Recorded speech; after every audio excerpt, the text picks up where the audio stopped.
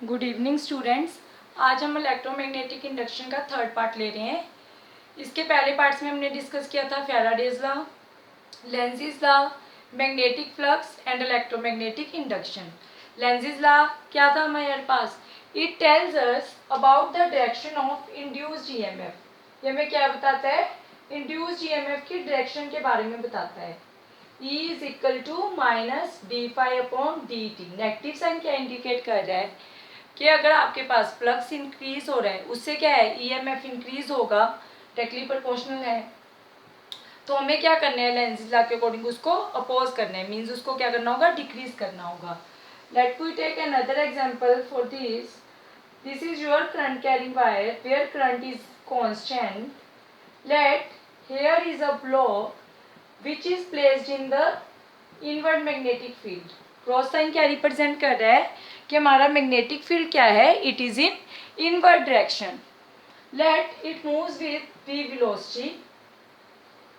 when it moves with v velocity, after some time this block reaches over here, and according to formula we know magnetic field is equal to mu naught upon 4 pi I upon 2a, means it is inversely proportional to the distance।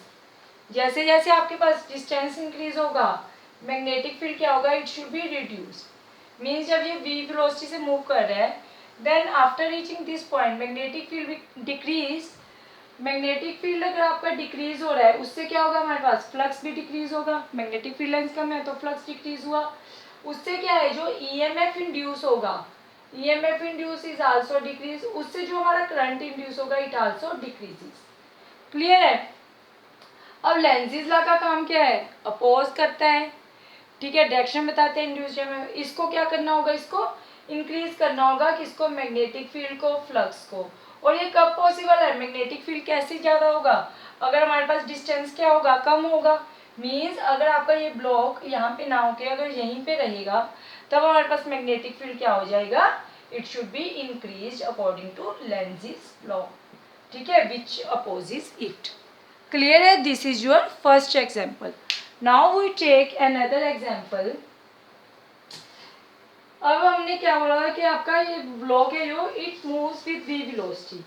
Next में अब हम क्या लेके चल रहे हैं कि हमारा जो ब्लॉक है it is moving in upward direction, means our distance remains constant in this case. Let now you have this current carrying wire, again current is constant। let this block is placed in inward magnetic field, but this block moves with v velocity in the upward direction। when this block moves in the upward direction, what happens? now this distance remains constant। if distance is constant, अगर आपके पास distance क्या है, इसका constant है, then what it means कि हमारे पास जो magnetic field है वो भी क्या होगा, कांस्टेंट होगा। मैग्नेटिक फील्ड कांस्टेंट हो तो फ्लक्स कांस्टेंट होगा। फ्लक्स कांस्टेंट है तो ईएमएफ इंड्यूस नहीं होगा, फ्लक्स चेंज नहीं हुआ। No EMF induce, EMF induce नहीं हुआ तो हमारे पास नो करंट। क्लियर है? करंट का क्या हो जाएगा इस केस में, हमारे पास zero. Next we take third example. Third example में अब क्या है आपके पास, let we take third example। Third example में अब हम क्या लेके चल रहे हैं कि मान लो इस एरिया में क्या है आपके पास, अगेन इनवर्ट मैग्नेटिक फील्ड है, ठीक है, and here is a current carrying coil. Current carrying coil है जो it moves with v velocity in this direction. ये आपकी v वेलोसिटी से इस डायरेक्शन में मूव कर रहा है। तो क्या होगा, अभी इसका इतना पोर्शन है अंदर, तो मैग्नेटिक फील्ड है यहाँ पे क्या होंगी, कम होंगी, लेस होंगी। बट जैसे ये v वेलोसिटी से मूव करता करता पूरा इस मैग्नेटिक फील्ड के अंदर आ जाएगा, मैग्नेटिक फील्ड जो इसमें से क्रॉस होगा, मैग्नेटिक फील्ड है वो ज़्यादा हो जाएंगी, ठीक है। मैग्नेटिक फील्ड हमारा क्या हुआ, इंक्रीज हुआ, उससे फ्लक्स इंक्रीज हुआ। फ्लक्स इंक्रीज होने से हमारे पास ईएमएफ इंड्यूस इंक्रीज हुई। ईएमएफ इंड्यूस्ड अगर इंक्रीज होगी तो आपका करंट भी क्या हो गया, इंक्रीज हो गया। यहाँ तक आपके पास सेम केस रहेगा। बट जैसे ही जो आपका ये करंट कैरिंग कॉइल है इट मूव आउटवर्ड्स, ठीक है, तो हमारे पास अब मैग्नेटिक फील्ड लाइंस रिड्यूस हो गई। मैग्नेटिक फील्ड डिक्रीज हुआ, करंट डिक्रीज हुआ, which is the work of Lenz's law. Lenz's law क्या कर रहा है, अपोज कर रहा है हमारा किसको, फ्लक्स को। तो यहाँ पे क्या है, ईएमएफ इंड्यूस्ड हमारा डिक्रीज हो जाएगा। क्लियर है, these are the examples for Lenz's law. अब हमारे पास नेक्स्ट टॉपिक आता है, that is motional electromotive force. अब तक आप क्या पढ़ रहे थे, इलेक्ट्रोमोटिव फोर्स हमने डिस्कस किया। ये कब आती थी, जब हमारे पास क्या था, रिलेटिव मोशन था। क्लियर है। अब हम पढ़ रहे हैं motional EMF, motional electromotive force. What happens in this. अब इसमें क्या होता है आपके पास मोशनल ईएमएफ में, लेट आपके पास मैग्नेटिक फील्ड है इन इनवर्ड डायरेक्शन। ठीक है, यहाँ पे आपने क्या किया है, एक कंडक्टर है हुज लेंथ इज एल, इसको आपने प्लेस किया। ठीक है, और ये v वेलोसिटी से इस डायरेक्शन में मूव कर रहा है। तब क्या होता है इस केस में, जब आपके पास ये कंडक्टर जिसकी v वेलोसिटी है मैग्नेटिक फील्ड के अंदर आपने प्लेस कर रखा है, वो क्या करता है, मोशन के बाद एक सेल में कन्वर्ट हो जाएगा। Conductor is converting into a cell across which potential difference occurs. Clear है आपके पास। अब ये कैसे होता है, और इसका जो हमारे पास आता है पोटेंशियल डिफरेंस, वो क्या आ जाएगा, VBL, where V is the magnetic field, V is your velocity, L is your length of the conductor and E is your potential difference और EMF। क्लियर है। अब ये होता कैसे है, how it happens, I explain it. First of all condition क्या है कि आपके पास जो मैग्नेटिक फील्ड है, जो आपकी कंडक्टर है, और जो आपका v वेलोसिटी से मूवमेंट कर रहा है, these all should be perpendicular to each other, these all should be mutually perpendicular to each other। अब देखिए यहाँ पे क्या है, this is your magnetic field, this is your conductor and here it moves in with v velocity। यहाँ पे भी 90 degree का एंगल है, इन दोनों के बीच में भी 90 डिग्री है, इन दोनों के बीच में भी 90 डिग्री, तीनों क्या है हमारे पास, म्यूचुअली परपेंडिकुलर है। अब होता क्या है आपके पास, जब हमारे पास कोई भी कंडक्टर मूव कर रहे हैं मैग्नेटिक फील्ड में, कोई भी कंडक्टर जब हमने प्लेस कर रखे हैं मैग्नेटिक फील्ड में, कंडक्टर में क्या होगा, कंडक्टर कब है, जब उसमें क्या है, फ्री इलेक्ट्रॉन्स, इलेक्ट्रॉन्स की मूवमेंट हो रही, electron are free to move. यहाँ पे क्या है हमारे पास, इलेक्ट्रॉन्स हैं। अब ऐसा तो है नहीं कि जहाँ पे इलेक्ट्रॉन एक होगा, एक इलेक्ट्रॉन की मूवमेंट है, इलेक्ट्रॉन्स तो काफ़ी होंगे यहाँ पे, इलेक्ट्रॉन्स की यहाँ पे क्या हो रही है, मूवमेंट हो रही है। जब इलेक्ट्रॉन मैग्नेटिक फील्ड में मूव करता है, जब कोई भी चार्ज जब मैग्नेटिक फील्ड में मूव कर रहा है, तब हमारे पास क्या होता है, इट एक्सपीरियंसेस अ फोर्स। ये हम प्रीवियस लेक्चर में डिस्कस कर चुके हैं कि जब हमारे पास कोई भी इलेक्ट्रॉन या कोई भी चार्ज पार्टिकल मूव कर रहा है मैग्नेटिक फील्ड में, then it experiences a force. तो इस पे क्या लगेगी, एक मैग्नेटिक फोर्स लगेगी। मैग्नेटिक फोर्स क्या होती है, charge into its velocity and its magnetic field की क्रॉस प्रोडक्ट। तो इसको जब आप खोलते हो वेक्टर फॉर्म में, that is V B sine of theta. अभी मैंने क्या बताया कि आपके पास ये तीनों क्या हैं, perpendicular, this is your magnetic field, length of conductor and this is your velocity. तो एंगल कितना है इनके बीच में, वेलोसिटी और मैग्नेटिक फील्ड में 90 degree, this is in inward direction, this is your velocity 90 degree, so it comes out to be Q B V, this is your magnetic force. अब आपके पास magnetic force आ गई। अब हमारे पास क्या होता है, जो इसकी डायरेक्शन है वो हमें कैसे पता लगेगी, direction we can see out by using right hand palm rule. Palm rule के अकॉर्डिंग क्या होता है आपके पास, इलेक्ट्रोमैग्नेटिक इंडक्शन, मैग्नेटिज्म क्या है, this is all about our hands, hands का खेल है ये हमारा पूरे का पूरा। ठीक है, अब मैग्नेटिक फील्ड क्या होता है, इज इन इनवर्ड डायरेक्शन। यही होता है ना कि आपका जो फिंगर्स हैं that should be in the direction of magnetic field, जो आपका थंब होता है it should be in the direction of motion of positive charge particle. Electron क्या है, नेगेटिव चार्ज पार्टिकल, इलेक्ट्रॉन का मोशन है वो किस डायरेक्शन में हो रहा है, इस डायरेक्शन में। पॉजिटिव चार्ज पार्टिकल का मोशन क्या होगा, उसके अपोजिट डायरेक्शन में, मीन्स दिस। देन आपका जो पाम था it tells us about the direction of it tells us about the direction of EMF. Magnetic field पता लग गया, ये पता लग गया, तो डायरेक्शन क्या आ रही है आपकी, downwards. It tells us about the direction of magnetic force. तो हमारे पास जो मैग्नेटिक फोर्स है वो कहाँ लग रही है, डाउनवर्ड्स एक्ट हो रही है। अब अगर आपके पास मैग्नेटिक फोर्स डाउनवर्ड लग रही है तो अब क्या हो सकता है, I again make this diagram. This is your magnetic field, this is your conductor having length L। यहाँ पे इलेक्ट्रॉन है जो वो डाउनवर्ड आ गए, ठीक है। अब ऐसा तो है नहीं कि यहाँ पे एक इलेक्ट्रॉन्स है, ठीक है। अब नीचे क्या हो रहा है, इलेक्ट्रॉन्स अकमुलेट होते रहेंगे टाइम टू टाइम। ऊपर क्या होगा, इलेक्ट्रॉन्स की कमी हो जाएगी, इलेक्ट्रॉन्स की कमी डेफिशिएंसी के कारण वहाँ पे पॉजिटिव चार्ज अकर हो जाएगा, जहाँ पे नेगेटिव चार्ज। बट स्टार्टिंग में क्या होगा, इलेक्ट्रॉन 1 2 3 ऐसे आएंगे, तो हमारे पास जो मैग्नेटिक फोर्स है वो क्या होगी, और इस इलेक्ट्रॉन की डाउनवर्ड मूवमेंट के कारण नीचे क्या है, नेगेटिव चार्ज, ऊपर क्या अकमुलेट होगा, पॉजिटिव चार्ज। तो यहाँ पे हमारे पास क्या कंडक्ट हो जाएगा, एक इलेक्ट्रिक फील्ड। इस इलेक्ट्रिक फील्ड के कारण, क्योंकि इलेक्ट्रिक फील्ड लाइंस क्या जाती है, पॉजिटिव टू नेगेटिव, पहले क्या होगा, हमारा इलेक्ट्रिक फील्ड वीक होगा। इलेक्ट्रिक फील्ड वीक होने से यहाँ पे क्या आएगी, एक इलेक्ट्रोस्टैटिक फोर्स। और इलेक्ट्रोस्टैटिक फोर्स क्या लगती है, हमारे पास अपोजिट लगती है to that of the electron, ठीक है। तो इलेक्ट्रोस्टैटिक जो आपकी फोर्स होगी वो किसके इक्वल होती है, charge into it's electric field. Charge क्या है, electron into E. This is your electrostatic force.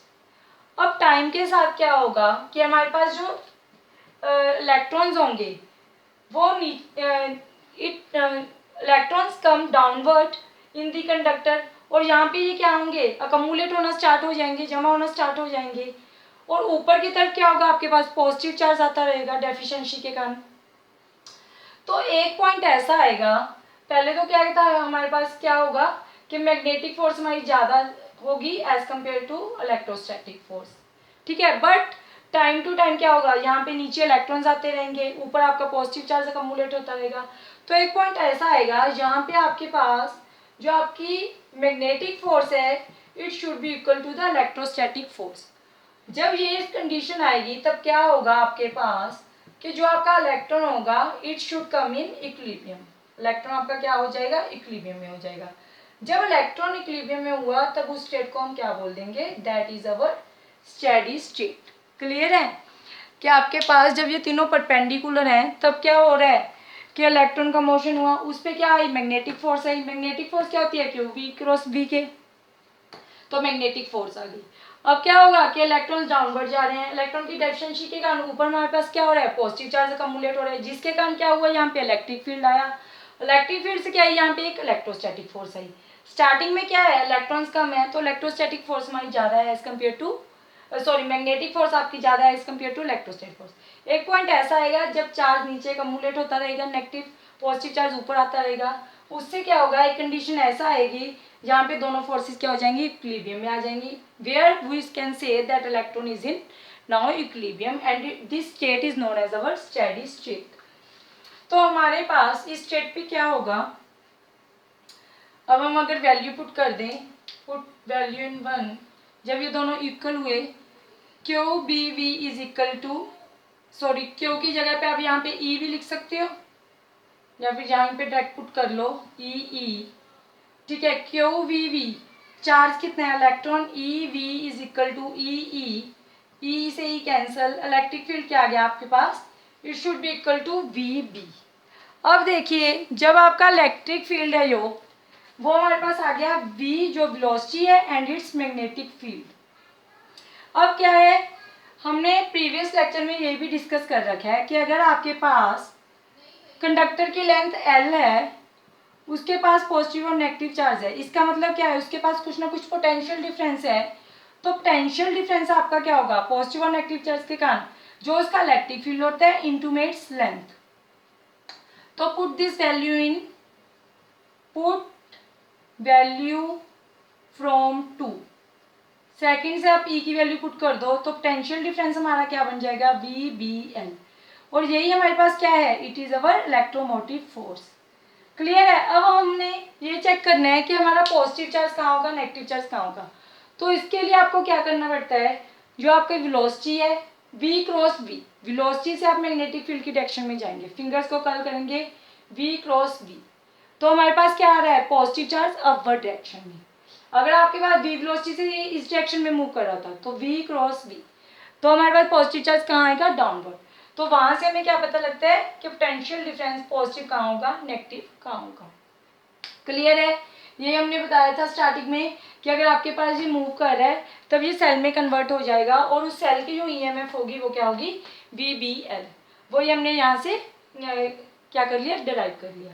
अब दूसरी बुक्स में इसको कैसे दिया जाता है, इसको हम फैराडे लॉ के अकॉर्डिंग बताते हैं।